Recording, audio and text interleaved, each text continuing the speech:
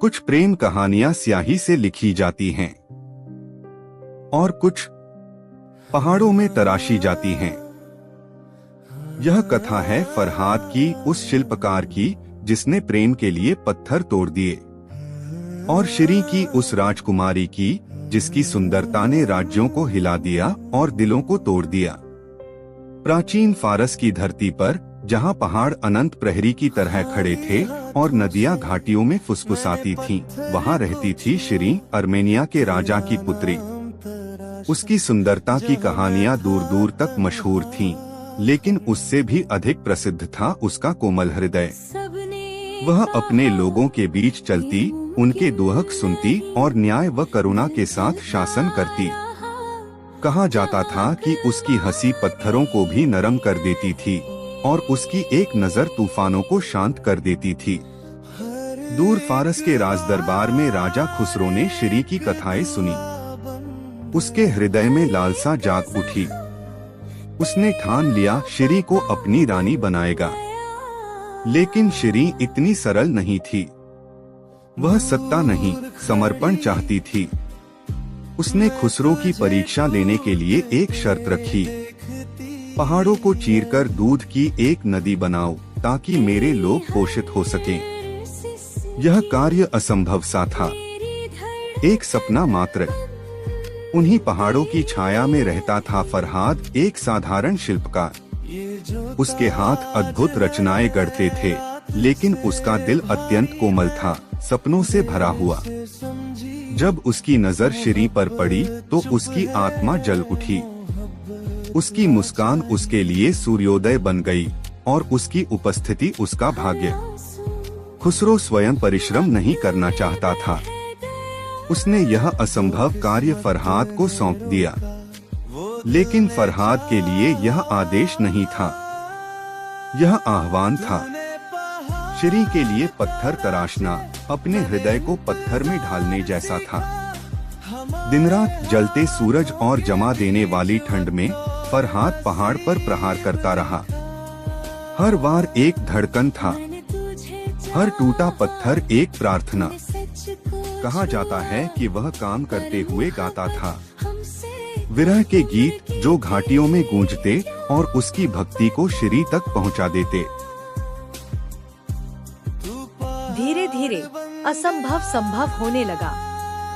पहाड़ झुकने लगे, नहरें बनी, जल बहने लगा। प्रेम ने पत्थरों में चमत्कार तराश दिए। दूर से श्री यह सब देखती रही। वह उसके साहस, उसकी चुप सहनशीलता से प्रभावित हुई। उसके हृदय में भी एक भावना जाग उठी, अकथनीय लेकिन अस्वीकार्य नहीं। गांवों में चर्चाएं होने लगी, एक शिल्पकार की जो एक राजकुमारी के लिए पहाड़ हिला रहा था। फरहाद की कथा फैलने लगी और उसी के साथ खुसरो की ईर्ष्या भी। राजा का अहंकार टूटने लगा। वह यह सहन नहीं कर सकता था कि एक साधारण शिल्पकार प्रेम में उसे पराजित कर दे। तो उसने षड्यंत्र रचा, तलवार से नहीं, झूठ से। एक दिन खुसरो ने फरहाद तक संदेश भिजवाया, श्री मर चुकी है। वह शब्द वज्र की तरह गिरे। फरहाद की दुनिया ढह गई, उसका औजार गिर पड़ा।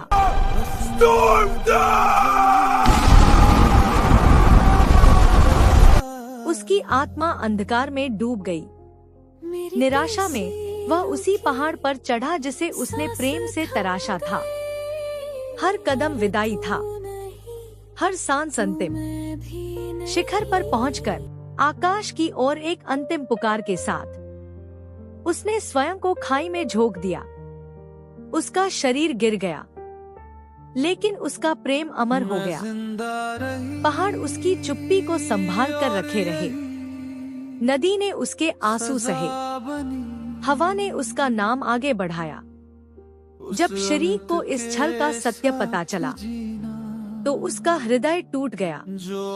उसने केवल फरहाद की मृत्यु पर शोक नहीं किया, बल्कि उस क्रूरता पर भी जिसने उसे उससे छीन लिया। हालांकि बाद में उसने राजा खुसरो से विवाह कर लिया, लेकिन उसकी आत्मा सदा फरहाद से जुड़ी रही। फिर एक दिन श्री ने निर्णय लिया। उसने वही मार्ग चुना जो फरहाद ने चुना था। वह पहाड़ की चोटी तक गई। उसी पहाड़ पर जिसे फरहाद ने प्रेम से तराशा था, आकाश को देखा, पत्थरों को छुआ और बिना किसी भय के उसने स्वयं को उसी खाई में गिरा दिया। जब उसका शरीर धरती से टकराया, वह फरहाद के निष्प्राण शरीर के पास ही आकर रुकी। मृत्यु में भी वे साथ थे। लोगों ने राजा को नहीं याद रखा, न ताज को न सत्ता को। उन्होंने याद रखा उस शिल्पकार को जिसने प्रेम के लिए अपना जीवन दे दिया। In the mountains of Bisutun, Farhad toiled.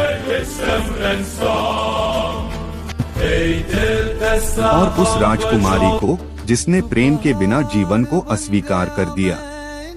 कवियों ने उनकी कथा को अमर कर दिया, पीढ़ियों ने उसे दोहराया। फरहाद शब्दों में अमर हुआ, श्री पीड़ा में अमर हुई, और पहाड़ प्रेम का स्मारक बन गए। यह विजय की कहानी नहीं है, यह समर्पण की कहानी है। ऐसे प्रेम की जो पत्थर से भी कठोर था और सत्ता से भी अधिक शक्तिशाली। यह कहानी चांदनी में फुसफुसाई जाती है, मौन में याद की जाती है और उन दिलों में जीवित रहती है जो जीवन से परे प्रेम में विश्वास रखते हैं।